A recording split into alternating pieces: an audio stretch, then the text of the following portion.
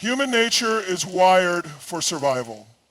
At the core of our psychology, we fear loss more than we desire gain. It's not just an emotional response, it's a biological instinct. The human brain is designed to protect us from threats, from discomfort, from anything that might take away what we believe is ours. To think about it, why do people hold on to things they no longer need? Why do they stay in relationships long after the love has faded? Why do they keep jobs that drain them? It's because the thought of losing something is often more terrifying than the idea of gaining something new. We convince ourselves that what we have, even if it's mediocre, is better than the uncertainty of something different. Now, apply this to relationships. When someone realizes you've lost interest, their reaction is rarely about you, it's about them. It's about their fear, it's about their ego. Most people don't truly value what they have until they feel it slipping away. They don't appreciate your presence until they feel the threat of your absence. This is why so many people take their partners for granted. They assume you'll always be there. They assume your love, attention, and effort are constants in their life. They assume you will continue giving, sacrificing, and prioritizing them without question. But the moment that shifts, the moment you stop engaging the way you used to, that's when the alarm bells go off. Loss triggers urgency, it forces people to act. And the reaction that follows is not just emotional, it's psychological. Studies have shown that when humans perceive loss, their brains enter a heightened state of activity. The same neurological responses that activate during physical danger also fire up when people feel like they are losing something important. This explains why someone who is passive and indifferent in a relationship suddenly becomes hyper-focused the moment they feel you pulling away. But here's where it gets interesting. Is their reaction genuine, or is it just a reflex? Many times when someone realizes they're losing you, they don't actually want you back. They want the comfort you provided. They want the validation they felt when they knew you were invested in them. They want to maintain the power they had in the dynamic. This isn't about love, it's about control. And this is why their reaction is so important to observe. Do they reflect? Do they change? Do they take accountability? Or do they panic? Do they try to manipulate? Do they throw empty promises your way, hoping to reel you back in just enough to keep you from fully walking away? Because here's the truth. Genuine connection doesn't rely on the fear of loss. Real love, real respect, real appreciation, those things exist without the need for threats, ultimatums, or power shifts. The people who truly value you don't need to experience your absence to realize your worth. They see it from the beginning. They nurture it. They don't wait until the damage is done to start showing up. But those who take you for granted, they will only act when they feel they're losing control. And that's not love, that's desperation. It's a reaction to loss, not a sign of true appreciation. This is why some people beg for another chance after a breakup, only to return to their old ways once they feel secure again. The panic fades and they revert back to their previous behavior. Because for them, it was never about truly valuing you.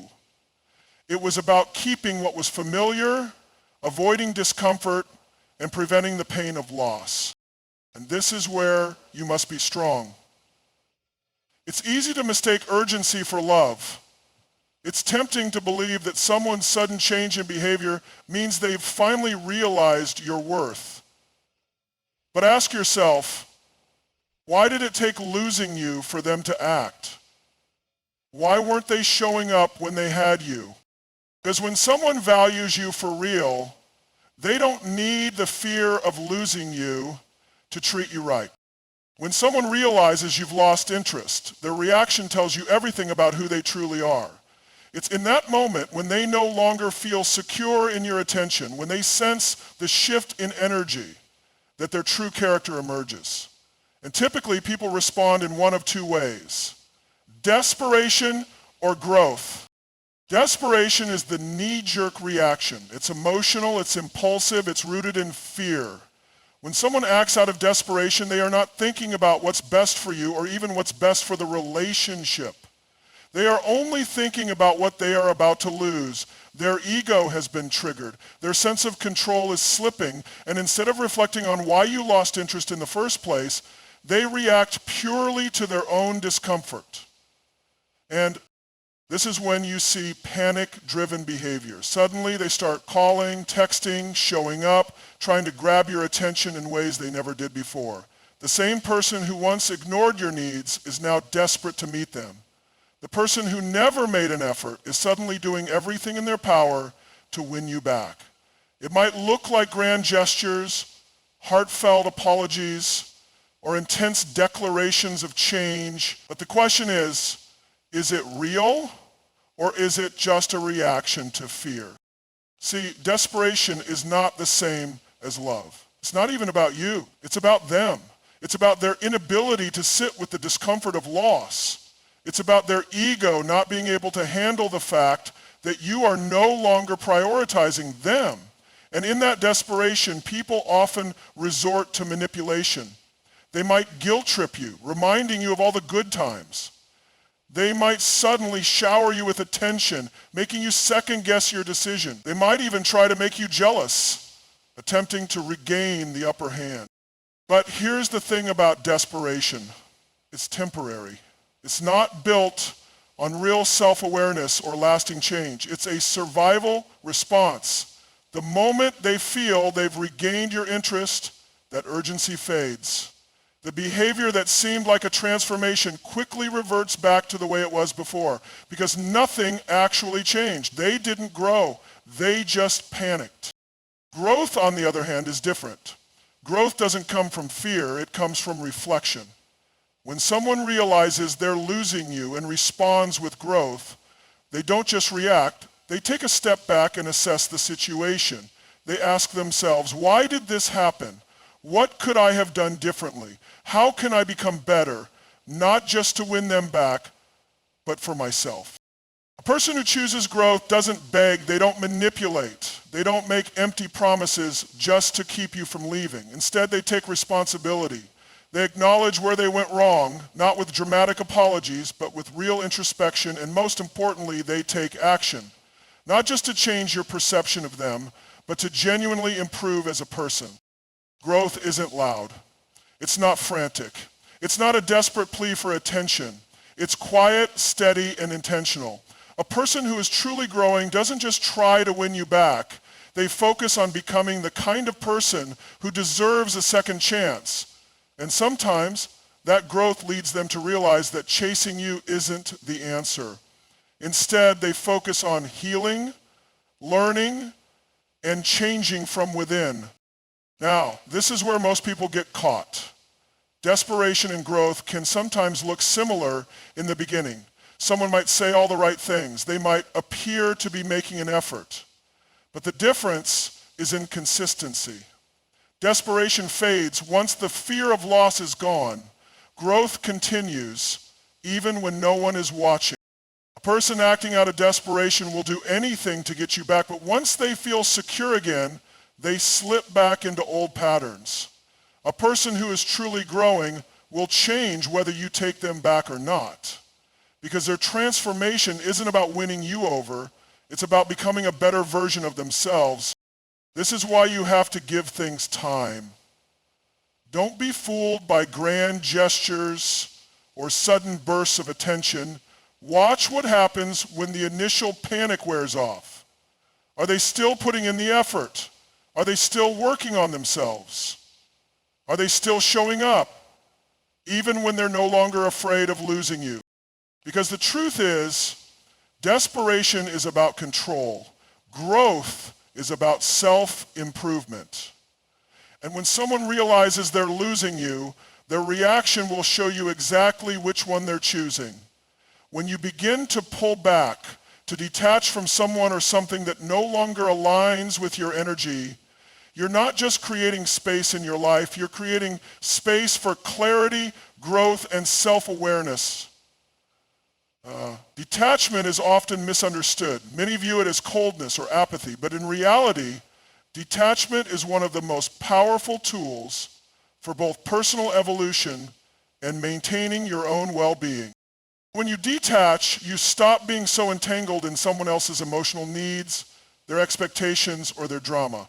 You stop sacrificing your peace for the sake of maintaining a relationship, job, or dynamic that drains you. You stop letting external circumstances dictate your happiness. It's not about giving up, it's about choosing yourself. And the moment you choose yourself, you begin to regain control over your own life. Detachment gives you a clearer perspective on the situation. It allows you to see the relationship, whether it's romantic, familial, or professional, from a neutral place. When you're constantly wrapped up in someone's energy, it's hard to see the truth of what's going on. But the moment you take a step back, you can see things with fresh eyes. You begin to notice patterns, behaviors, and imbalances you may have ignored before. You see the things that were once blurred by emotion now standing clearly in front of you. This is where the power of detachment lies. By creating space, you stop reacting. You stop being swept up in the emotional whirlwind of someone else's chaos. You stop letting their insecurities, actions, or energy influence how you feel. And this is key, because when you're no longer emotionally attached, you regain your inner peace. You're not at the mercy of someone else's moods, their treatment of you, or the dynamic you share. Instead, you stand firm in your own emotional space.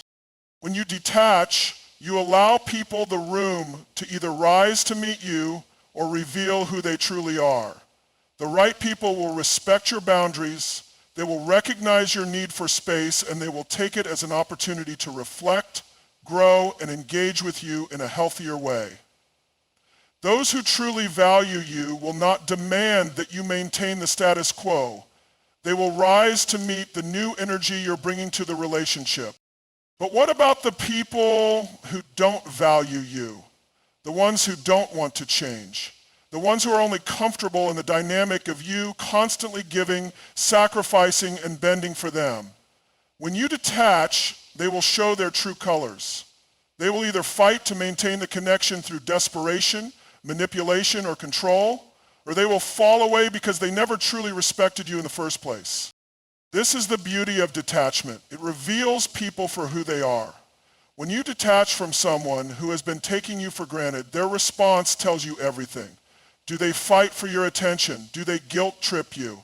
Do they start playing games to get you to chase after them?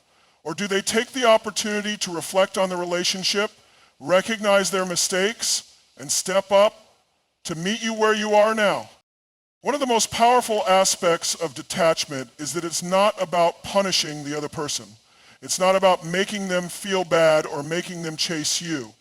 It's about setting yourself free. It's about creating space for you to grow, to evaluate what's truly healthy for you, and to decide where your energy is best spent. When you detach, you stop allowing someone else's behavior to define how you feel, and that is incredibly liberating. Many people struggle with detachment because they confuse it with indifference. They think that to detach, they have to stop caring, stop loving, or stop wanting the connection. But that's not it at all. Detachment is about freeing yourself from unhealthy attachment. It's about letting go of the need to control, to change, or to fix someone else. It's about acknowledging that the relationship or situation has reached a point where it's no longer healthy for you, and that's okay. It's about choosing to preserve your energy, your peace, and your sense of self-worth. When you detach, it's not an abandonment of the other person. It's a restoration of your own sovereignty. You give yourself permission to prioritize your needs, to invest in your growth, and to step into your own power. You allow yourself to recognize that your well-being is the most important thing, and no one, no relationship, no situation should compromise that. This is a lesson that most people learn too late. You can love someone, care for someone, and still detach from them if they are not treating you with the respect you deserve. Detachment isn't about rejecting the person. It's about rejecting the behavior that disrespects you. It's about recognizing that you deserve to be in relationships that nourish, uplift, and support you. And here's the kicker. When you detach, you often create a space for the other person to either rise to meet you or walk away. Those who respect you will take that space and use it to reflect, to understand, and to make necessary changes. They won't see your detachment as abandonment. They will see it as an opportunity to improve themselves and the relationship. On the other hand, if someone truly values you, they will respect your need for space. They won't demand you stay in a toxic situation, and they won't try to force you to meet their needs at the expense of your own. They will understand that detachment is a powerful act of self-love, and that it's not a rejection of them, but a reclamation of your own power. By this I mean, in the end, detachment is about recognizing your own value and knowing when to walk away. When you detach, you are not closing the door. You are simply making room for the right things to come into your life. You are giving yourself permission to stop chasing things that no longer serve you, to stop investing in relationships that drain you, and to start investing in your own growth. And when you do this, you make space for something far greater: peace, self-respect, and the clarity to attract the right people and opportunities into your life. Confidence isn't about walking into a room and demanding attention. It's not about needing validation or approval from others. True confidence comes from within, and it's a magnetic force because it is grounded in self-assurance, self-worth, and self-respect. The people who embody confidence attract others not because they are seeking admiration, but because they exude a sense of inner peace and strength that draws others toward them. When you lose interest in someone, it's not a sign of weakness or a lack of care. It's a demonstration of your strength. You're not chasing, you're not begging, and you're not settling. You're standing tall in your worth and saying, I know what I bring to the table, and I will not compromise myself to maintain a connection that is no longer aligned with who I am. Confidence is magnetic because it communicates a deep sense of knowing. You know your value, and that's undeniable. This type of confidence doesn't require constant reassurance. It doesn't need external factors to affirm its existence. It's solid, unshakable, and doesn't fluctuate based on someone else's actions or opinions. It's quiet in its power. The confident person doesn't have to tell others how valuable it's in the way they carry themselves, in the way they speak, in the way they respect their own boundaries, and in the way they hold their standards. Confidence is not arrogance. It's the absence of doubt. When someone realizes you've lost interest, they may initially try to reignite your attention through manipulation or by appealing to your emotions. But if you remain grounded in your confidence, it won't faze you. You've already made the choice that your value is not up for debate. Confidence in this context isn't about acting unaffected. It's about being unaffected by things that don't serve you. When you've built a life based on self-respect and emotional security, you no longer need to chase after validation from people who don't meet your standards. You attract the right people, not because you're looking for them, but because you're centered in your own energy. When someone realizes they've lost your interest, the most powerful response you can give is no response at all. By not chasing them, by not reacting to their sudden efforts to get your attention, you maintain your power. In that moment, you are the one in control. You're not scrambling to keep someone around. You're allowing them to see that you are fully capable of standing alone. And in doing so, you give them the space to either rise to your level or walk away. Either way, you are secure in your own sense of self. Confidence is about setting standards, not just for how others should treat you, but for how you treat yourself. When you have confidence, you don't settle for the bare minimum. You don't lower your expectations because someone is showing interest. You elevate the conversation. You recognize your worth, and that forces the people around you to either meet you where you are or fall away. This doesn't mean you won't give others a chance to prove themselves. It means you're no longer willing to overextend yourself for someone who isn't willing to do the same. Your time, your energy, and your emotional resources are precious. And confidence is about understanding that you are deserving of people who value those resources. The person who has true confidence will walk away from situations where they feel undervalued or underappreciated. But here's the secret. When you walk away with confidence, you leave behind a sense of self-respect and dignity. You don't make a scene, you don't demand explanations, and you don't beg for attention. You simply make the decision to prioritize yourself. That's what makes confidence so magnetic. It's rooted in a deep understanding of your own worth. I noticed that while they were talking, sometimes Trump and John were giving each other and when you understand your own value, you stop chasing after the things that do not align with it.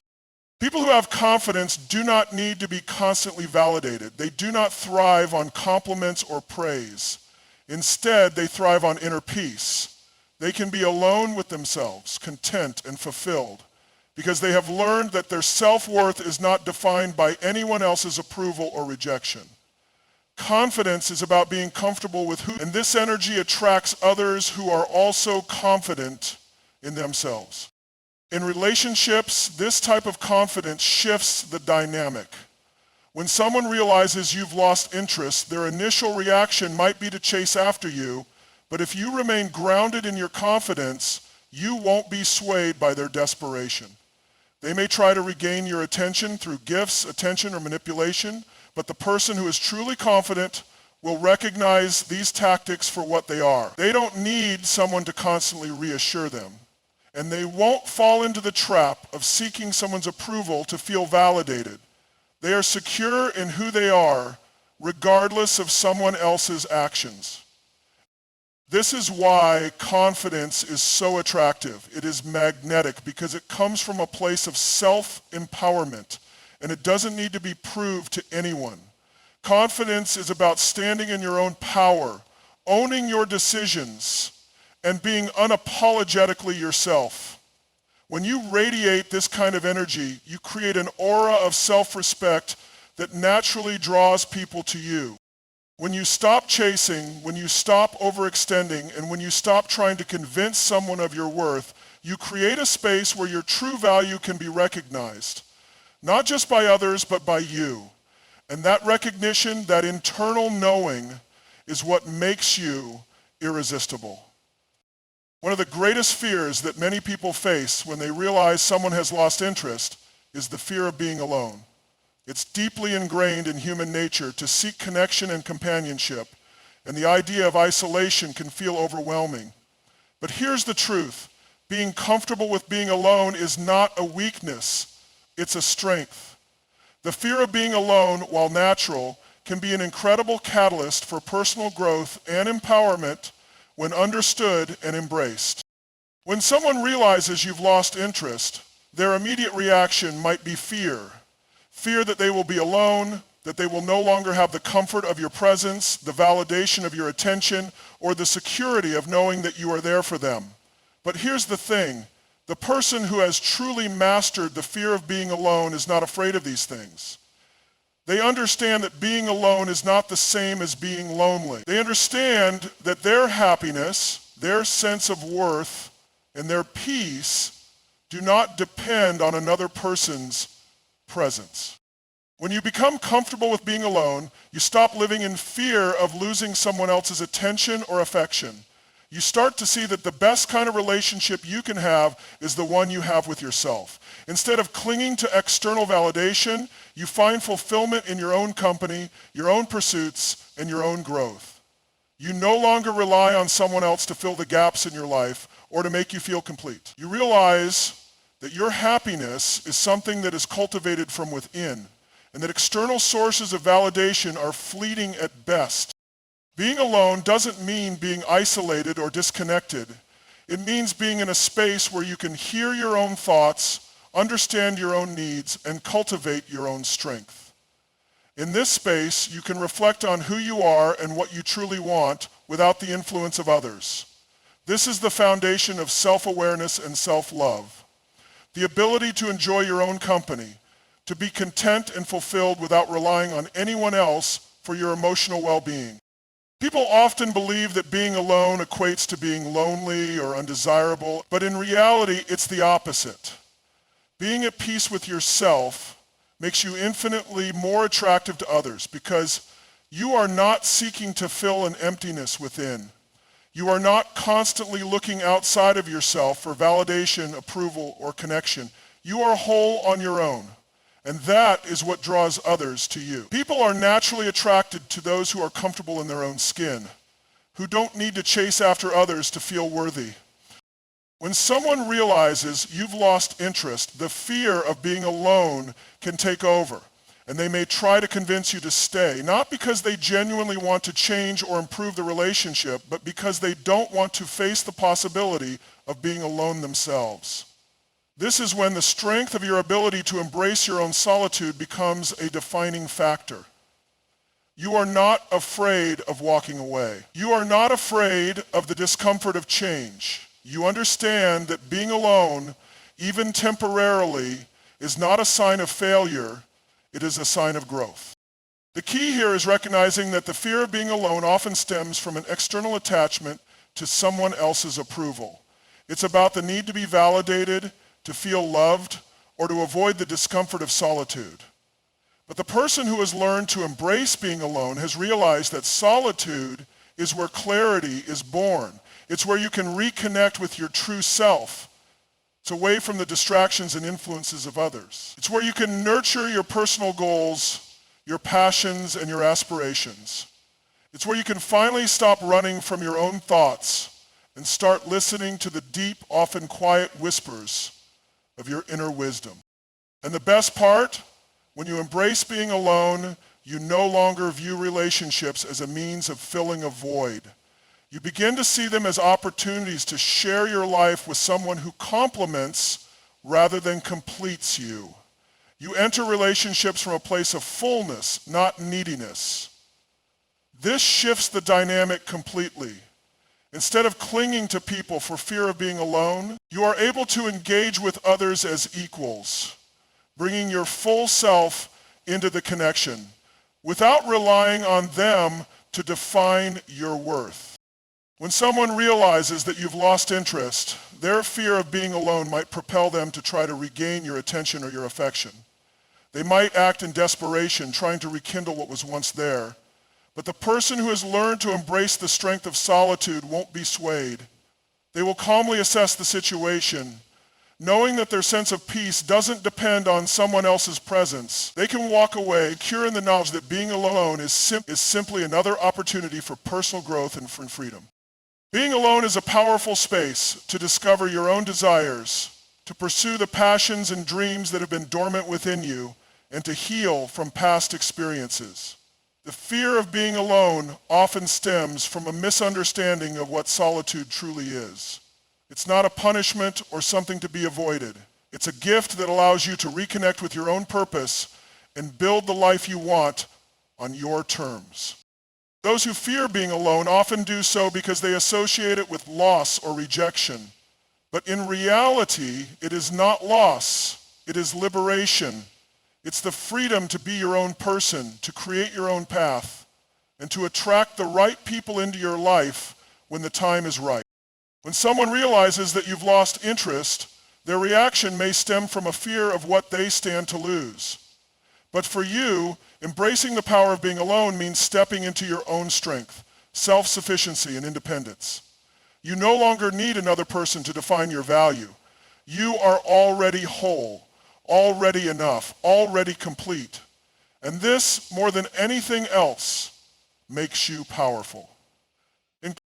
Boundaries are often misunderstood as barriers, walls that separate us from others. But in reality, boundaries are not about shutting people out. They are about protecting your peace, your energy, and your emotional well-being. You set and maintain boundaries as you are Boundaries are essential because they define who you are, what you stand for, and what you will and will not tolerate in any relationship. When someone realizes that you've lost interest, it's often because your boundaries have shifted. You no longer allow them to take you for granted, and you no longer bend to their expectations or demands. You've recognized that your time, energy, and emotions are precious, and you've set limits on how much you are willing to invest in relationships that do not nourish you. This is a direct reflection of your self-respect. Setting boundaries is not about controlling others. It's about controlling your own space, your own emotional environment, and your own happiness. Many people struggle with setting boundaries because they fear rejection or the potential of pushing others away. They fear that by saying no or setting limits, they will lose the relationship or be perceived as selfish. But the truth is, boundaries are not about rejection. They are about self-preservation. When you set boundaries, you are teaching others how to respect you. You are saying, this is what I need in order to feel safe, valued, and loved. Boundaries aren't a reflection of how much you care about someone. They are a reflection of how much you care about yourself. In the context of relationships, whether romantic, familial, or professional, boundaries are crucial. They allow you to maintain your integrity and your personal values. Without boundaries, you can easily become lost in someone else's expectations, desires, and demands. You end up compromising your own needs, values, and happiness in an effort to please others or maintain peace. But when you set clear boundaries, you are no longer allowing someone else to dictate the terms of the relationship. You are taking ownership of your own life and ensuring that your needs are met as well. For example, when someone realizes that you've lost interest, they may attempt to manipulate you or guilt trip you into giving them another chance. They may push your boundaries, testing how far they can go to regain your attention or affection. But the strength of your boundaries is what protects you. You are no longer swayed by their pleas or attempts to bend your will. You know what you need in order to feel valued, and you will not compromise that for the sake of appeasing someone else's insecurities. Boundaries also allow you to maintain your emotional equilibrium. Without them, you can become overwhelmed by the emotions of others, especially if you're someone who is naturally empathetic or people-pleasing. The more you give without establishing boundaries, the more you risk burnout, resentment, and emotional exhaustion. Boundaries protect you from overcommitting, from being taken advantage of, and from sacrificing your own happiness in the process of trying to make others happy. One of the most important things to understand about boundaries is that they are fluid. They are not rigid, one-size-fits-all rules. They evolve as you evolve.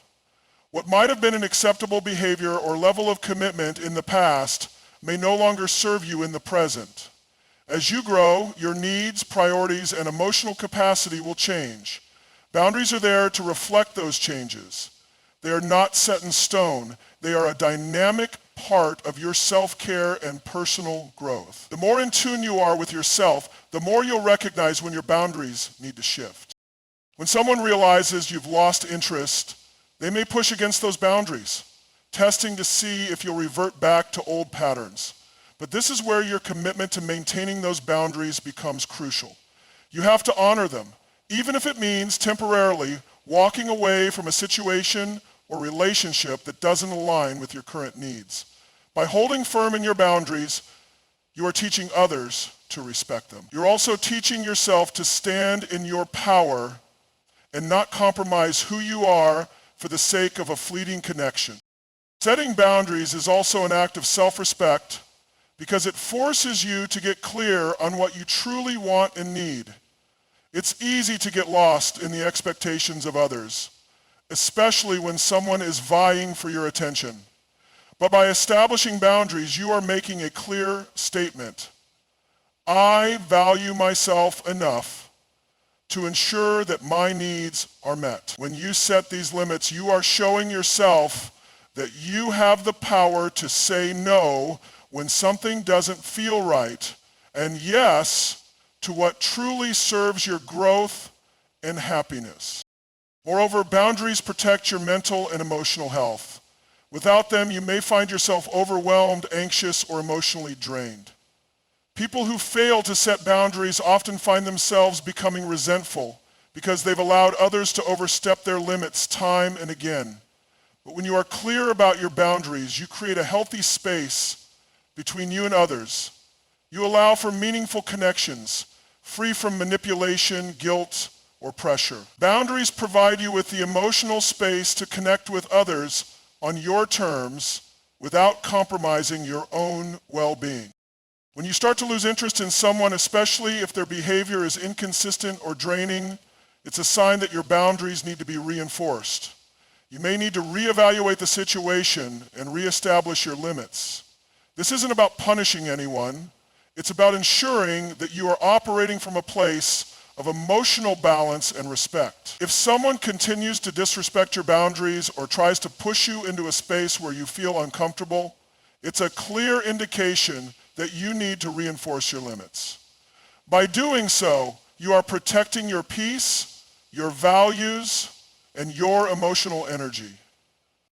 Ultimately, boundaries are not just about protecting yourself from others, they are about protecting yourself from your own tendency to overextend.